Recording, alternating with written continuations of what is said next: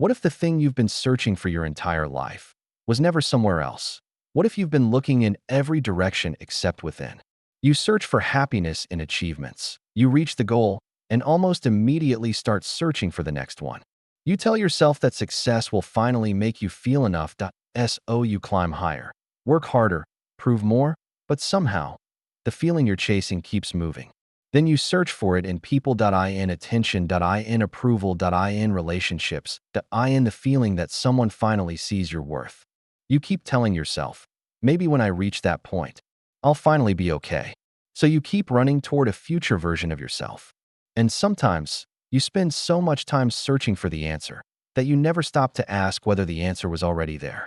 Because maybe what you're looking for isn't something you need to acquire. Maybe it's something you need to recognize. The strange thing about searching is that we often search outside ourselves for things that can only be discovered within. And the moment you stop running, you might notice something you've been carrying the entire time. A sense of worth, a capacity for peace, a voice that knows what matters. Maybe you were never empty. Maybe you simply forgot how to look within. We treat happiness like something we can purchase, a better job, a bigger achievement, more money, more attention. And sometimes it works. For a moment, you reach the goal. You feel the rush. You feel proud. And then something strange happens. The feeling fades. So you search again.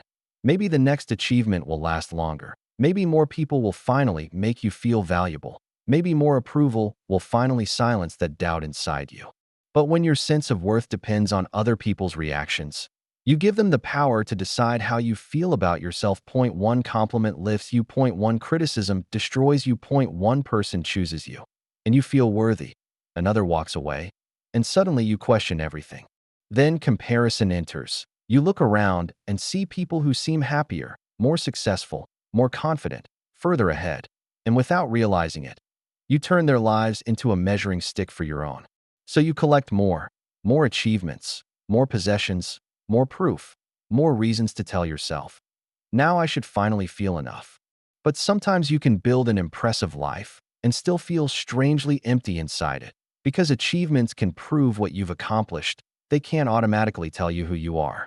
That's when you discover the uncomfortable question, what if everything I have still isn't the thing I'm actually looking for? Maybe you're not searching for success. Maybe you're searching for worth. Maybe you're not searching for attention. Maybe you're searching for connection. Maybe you're not searching for a perfect life. Maybe you're searching for peace. And if that's true, then the search changes completely, because you can't always find within the outside world what was never created by the outside world in the first place. Somewhere along the way, you may have started measuring your worth. How successful am I? How attractive am I? How productive am I? How far ahead am I? And somehow, the measurement is never finished. Because the mind is very good at finding evidence for whatever story it believes. If you believe you're not enough, you'll notice every mistake, every rejection, every person who seems ahead, every moment when you don't feel confident. And eventually, not enough stops being a thought. It becomes a lens. You begin looking at everything through it. Even when you accomplish something, the satisfaction doesn't last. You reach the goal, celebrate, and then your mind quietly says, what's next? So you keep running. More money, more success, more followers, more attention, more proof. But the finish line keeps moving. And one day, you may finally realize the problem isn't that you're moving too slowly, that you're running on a treadmill. You can accomplish almost everything on your list and still feel like something is missing, because achievement and self-worth are two completely different things. You don't have to earn the right to exist. You don't have to become extraordinary before you're allowed to feel valuable. The ruler was never measuring your worth. It was measuring an idea of who you thought you were supposed to be. And maybe you can finally put it down. Because enough isn't always a destination. Sometimes it's the quiet realization that you were worthy before you achieved anything at all. Think about approval. It feels good when someone tells you you're talented, attractive, successful, or important. But ask yourself, what happens when they stop? If your worth depends on someone else's approval, then your worth disappears whenever their approval does. And that isn't freedom. That's dependence. Praise can make you feel confident. Attention can make you feel wanted. Success can make you feel powerful. And there's nothing wrong with enjoying those things. but they were never designed to become the foundation of your identity. Because anything outside you can change. People change, circumstances change, success changes, opinions change. There are things the outside world can give you, and things it cannot. The outside world can give you opportunities that IT can give you, experiences that IT can give you, recognition, but it cannot permanently create your sense of worth. You can pour success into an empty heart and still feel empty, because success can change your circumstances that IT can't automatically change how you see yourself. And this is where the search becomes interesting. The peace you've been looking for may require something no achievement can purchase. Self-trust. The ability to know that even when life becomes uncertain, you will still be there for yourself. That's where a different kind of peace begins. You begin growing qualities that don't need an audience: patience, courage, self-respect, compassion, and slowly, you become someone you can rely on. That's when you stop asking the world, "What can you give me?" and start asking yourself, "What can I build within me?" Eventually, there comes a moment when you get tired of running. Not because you found what you were looking for, but because you finally realize that running isn't solving the problem. So you stop, and for perhaps the first time, you ask a different question. Who am I when nobody is watching? Without the notifications, without the opinions, without the pressure to perform, just you and your own thoughts. You begin separating what you want from what you were taught to want, what you need from what you simply crave, and what you genuinely believe from what you've been told to believe. You start noticing how many versions of yourself you've created to be accepted: the successful version, the strong version, the agreeable version, the version that never disappoints anyone. And slowly, you realize you don't have to perform every version of yourself forever. You can put the mask down. You can choose authenticity over approval. Not because you stop caring about people, but because you stop abandoning yourself just to keep everyone else comfortable. And with every burden you release, you become lighter. You stop carrying every opinion, every comparison, every expectation, every imaginary standard. This is what self-awareness gives you. Not instant happiness, not a perfect life, but the ability to finally see yourself clearly. And when you can see yourself clearly, you can begin building a life that actually belongs to you, not the life everyone else expects, yours. So what were you actually looking for? Maybe it wasn't success. Maybe success was simply the language you used to describe something deeper. Maybe you weren't chasing money because you loved money. Maybe you were chasing what you believed money would finally give you: security. Maybe you weren't addicted to approval. Maybe you were longing to feel that you belonged somewhere, that you mattered, that you were seen. Maybe you weren't searching for the perfect relationship. Maybe you were searching for connection, for someone you could be completely yourself around. And maybe you weren't chasing a perfect life. Maybe you were simply tired of fighting yourself and wanted acceptance. This changes the question. Instead of asking, "What do I need to get?" you begin asking, "What am I actually trying to feel?" And suddenly, the treasure map you've been following starts to look different, because the destination may have never been money or status or recognition. Those things can be useful. They can make life easier, but they can't tell you who you are.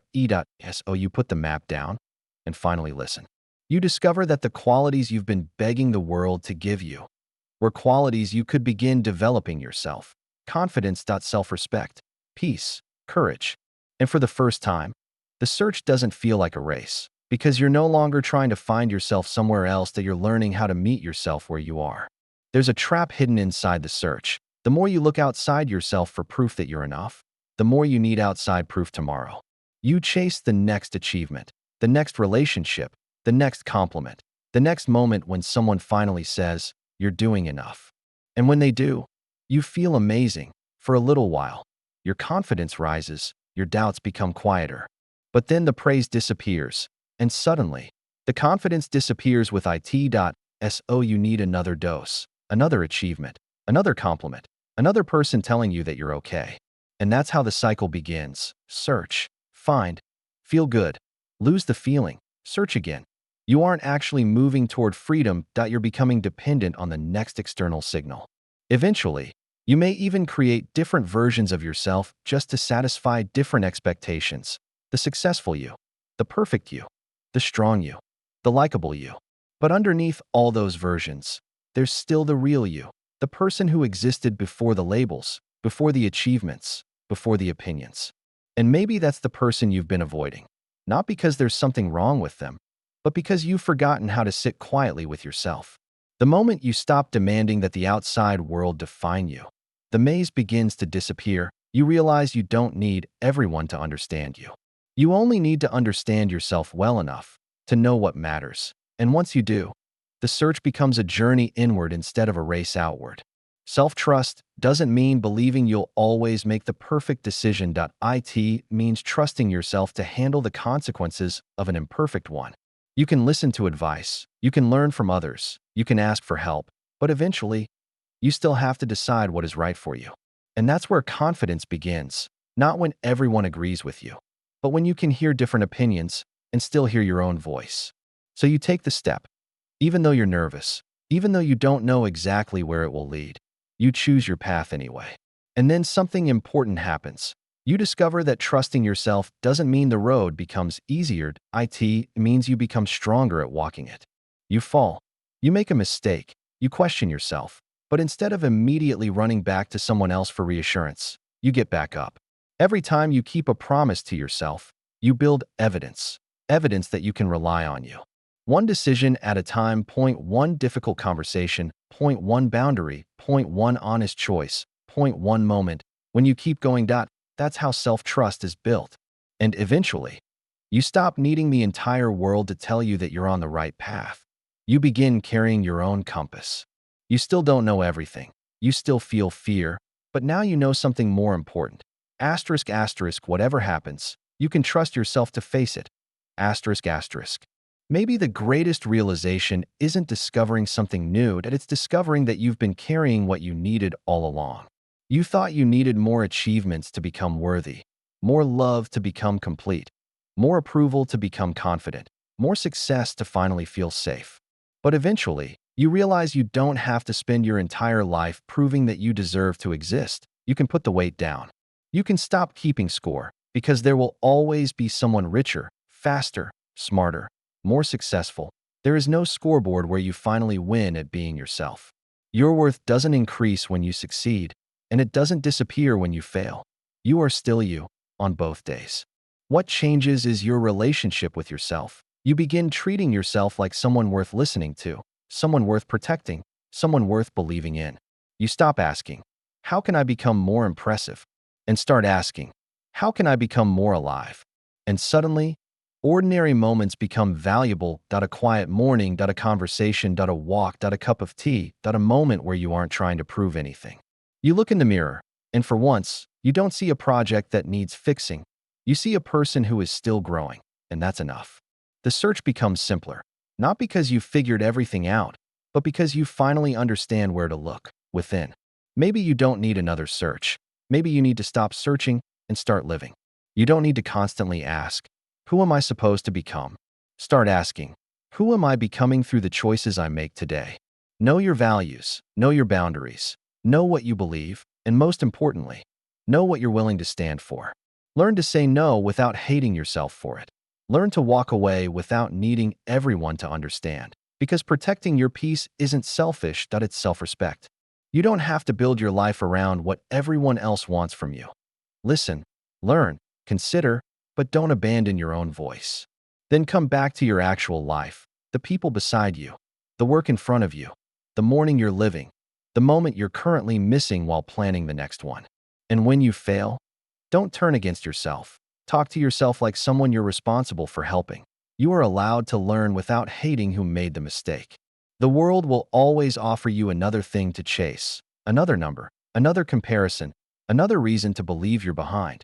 You don't have to accept every invitation, because the thing you've been searching for, peace, confidence, worth, belonging, may not be waiting somewhere ahead of you. It may begin the moment you stop running away from yourself. So stop searching for the version of you who will finally be enough. Build a relationship with the person you already are. Keep your promises, honor your values, protect your peace, and keep growing. Because maybe you were never empty. You were simply looking everywhere, except within. And everything you thought you needed to find was waiting for you to notice it.